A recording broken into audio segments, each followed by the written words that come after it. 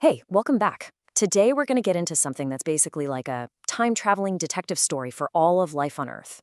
It's called phylogenetics, and it's how we map out the ultimate family tree. I mean, think about it for a second. How are you related to a mushroom, or a goldfish, or the apple tree in your backyard? It sounds kind of crazy, but believe it or not, we all share common ancestors. The real question is, how do we figure out just how we're all connected? Well, that's exactly what we're about to find out. So here's our game plan. First, we'll get the big picture of what a family tree for species even is. Then you'll learn exactly how to read one. We'll peek behind the curtain to see how they're built from genetic code, look at the different tools scientists use, and then we'll talk about why these trees are so important in the real world. All right, let's dive in. You probably have a family tree somewhere, right? It shows your parents, your grandparents, your great-aunt Mildred. Well, imagine that same idea, but instead of people, it connects every species that has ever lived over millions and millions of years.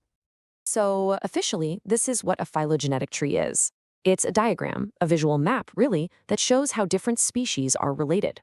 In the old days, scientists used physical traits, but now it's almost all about genetics, comparing the similarities and differences in DNA to figure out who's related to whom. I'll admit, when you first see one of these, it can look a little complicated, maybe like some kind of abstract drawing. But it's just like reading a map. Once you learn what all the lines and symbols mean, it all clicks into place. So let's break it down. Okay, so pretty much every tree has three basic parts. Way out at the tips, you've got the leaves. Those are the species we're looking at. The branches are the lines that connect everything. You can think of them as the paths of evolution through time. And it all starts at the root. That's our ancient, common ancestor for everything else on the tree. Now, pay close attention to the spots where one branch splits into two or more. These are called nodes, and they're super important. A node is basically a fork in the evolutionary road. It represents an ancestor that split off and gave rise to new, distinct groups. This is where the action happens. Now, here's a key distinction. Not all trees tell the same kind of story.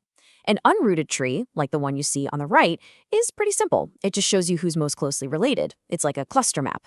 But a rooted tree on the left is way more powerful. Because it has that defined starting point, the root, it actually shows us the direction of time, telling a story of how and when these evolutionary splits happened.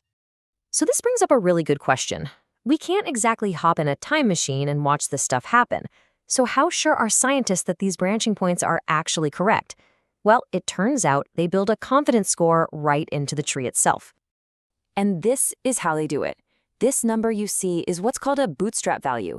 It's actually pretty clever. Scientists basically take their data, shuffle it up, and rebuild the tree hundreds, sometimes thousands of times.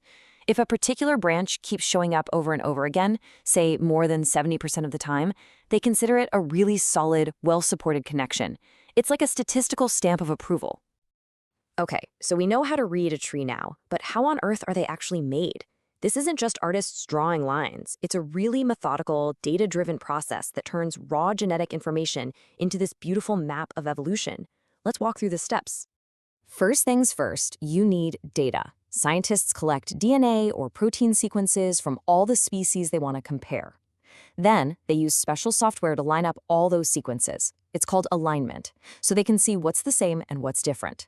From there, they choose a specific statistical method to crunch the numbers and build the tree's structure. And finally, they use other tools to turn that structure into the visual diagram we can actually understand. Now, I know what you're thinking. This just looks like a cat walked across a keyboard, but this line of text is actually the blueprint for an entire tree. It's called the Newick format. The parentheses group related species together, and the nested sets of parentheses create all the branches. It's the tree's entire structure, all in one little line of code. And here is where the magic happens. That jumble of text is what computer programs read to create the intuitive visual tree diagram that we can all look at and understand. It's a perfect example of how we can turn really complex data into something clear and meaningful. Of course, it's not quite as simple as just pushing a button. As you can probably guess, there's more than one way to build a tree. Scientists have a whole toolkit of different methods, and picking the right one is a big part of the job. A lot of the time, the choice comes down to a classic trade-off: accuracy versus computational cost. You've got these really powerful methods like Bayesian inference and maximum likelihood that are super accurate but can take a ton of computer power and time. Then you have something like neighbor joining, which is way faster because it just pairs up the most similar things first. It's a good method, but maybe not as precise. So, scientists always have to balance getting the best possible answer with what's actually practical. And this really gets to a crucial point in science. The choices the researcher makes, which method to use, what settings to pick, can actually change the final result. That's not a bug, it's a feature. It just shows how much careful thought and rigor goes into making sure these analyses are as reliable as possible. So we've covered what these trees are and how they're made, but let's get to the most important question. Why? Why do we do all this? Well, it turns out these trees aren't just for textbooks. They are essential tools in a ton of different fields. Seriously, the applications are amazing. We can use them like a molecular clock to estimate when two species split apart millions of years ago. They help us figure out where a newly discovered species fits into the grand scheme of life. And maybe most importantly, they're on the front lines of public health. Phylogenetics is how scientists track the evolution of viruses like the flu or COVID-19 in near real time, which helps them develop vaccines and keep us all safe. You know, the tree of life is absolutely gigantic, and everything we've mapped so far is just a tiny piece of it. With every new genome that gets sequenced, we fill in another little branch. This isn't a finished project. It's a living, breathing document of life's incredible 4 billion year story. And it just makes you wonder, what amazing connections are we going to uncover next?